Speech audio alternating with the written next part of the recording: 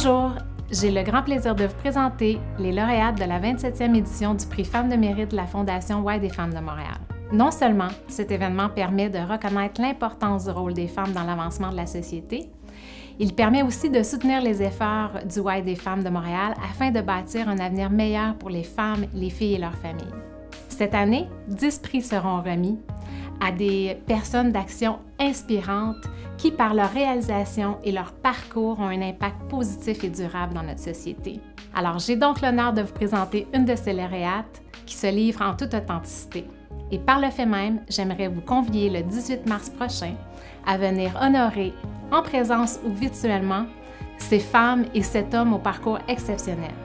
Pour plus de détails, prixfemmesdemérite.com. Bonne découverte!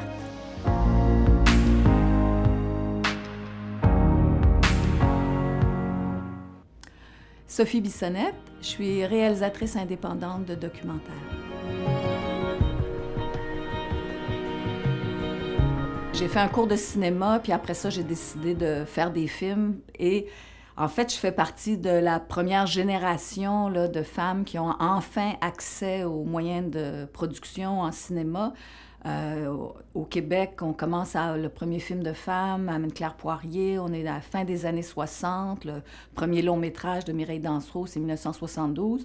Puis moi, je commence à faire des films en 1978, donc parmi les premières documentaristes indépendantes au Québec.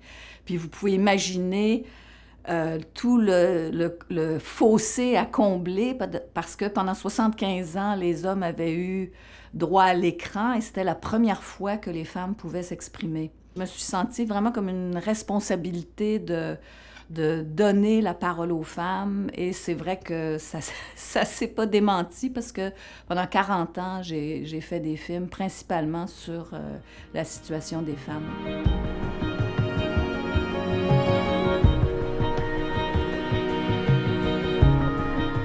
Alors, c'est vrai que quand j'ai commencé à travailler dans le milieu du cinéma, on était juste quelques-unes, là. C'était les femmes commençaient à rentrer dans le milieu.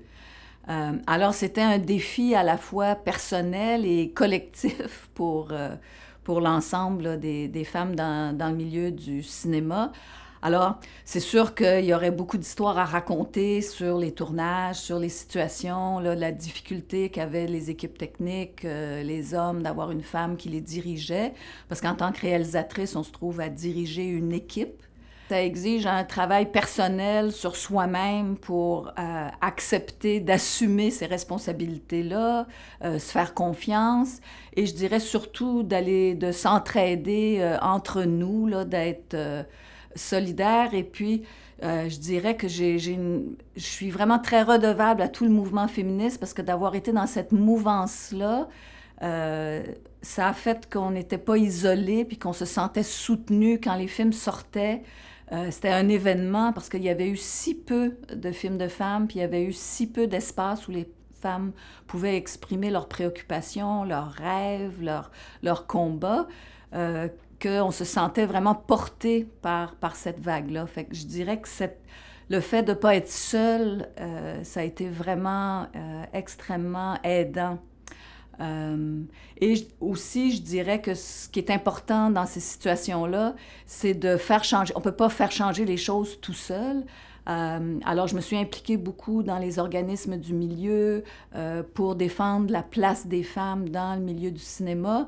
Et, entre autres, je suis une des cofondatrices de Réalisatrices Équitables, qui est un organisme qui représente les réalisatrices et puis qui travaille pour qu'il y ait une part équitable des fonds publics qui soit accordée aux femmes en réalisation. Je parlais de réalisatrice équitable, et puis après 15 ans de travail auprès de tous les organismes du milieu, auprès des politiques au niveau fédéral et provincial, enfin, depuis 2-3 ans, il y a des mesures de parité qui ont été annoncées dans les principales agences qui financent le cinéma. Alors, c'est bien la preuve que quand on s'y met ensemble et collectivement, on peut faire avancer les choses là, pour l'équité.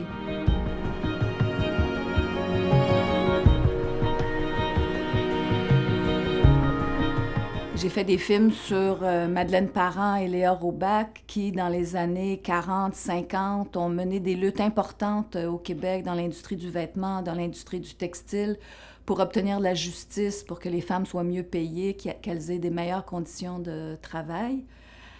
Et je pense que la plupart des films que j'ai faits célèbrent la résilience et la combativité des femmes et comment, quand on se met ensemble, on peut changer les choses. Plus récemment, là, j'ai fait un film, Sexy Inc., Nos enfants sous influence, qui porte spécifiquement sur la sexualisation là, des fillettes et des femmes dans les médias. Le film date d'il y a une dizaine d'années et le problème est devenu encore plus important et encore plus percutant. J'espère que les modèles de femmes dans les films que j'ai faits au cours des dernières années sont une inspiration dans le sens que c'est des films qui célèbrent la fierté d'être une femme, mais aussi la combativité des femmes et comment on peut réussir à changer les choses. Et comme disait Léa Robach à la fin du film Des Lumières dans la grande noirceur, elle disait « Il faut faire quelque chose ». Il y a toujours quelque chose à faire. Il ne faut jamais désespérer de sa situation. C'est sûr que les médias sociaux, c'est une arme à double tranchant.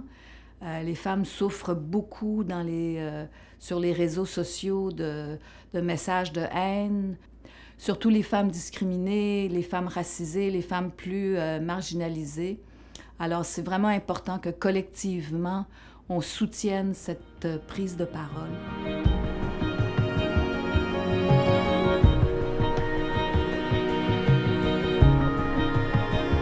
Cinéaste documentaire, j'ai eu à faire face à la précarité continuellement là, tout au cours des années, trouver le financement pour les films, jamais savoir si ça va marcher, des projets refusés, d'autres acceptés. Puis je veux vraiment en profiter ici pour saluer le courage et la persévérance de tous et toutes mes collègues dans le milieu documentaire, parce qu'on a un rôle tellement important à jouer, là, particulièrement en ce moment, à l'époque des fake news, où les gens sont vraiment à la recherche d'informations justes et de pouvoir partager sur le vécu de qu'est-ce qui se passe, de faire voir toutes les innombrables injustices qu'il faut corriger là, à travers la planète.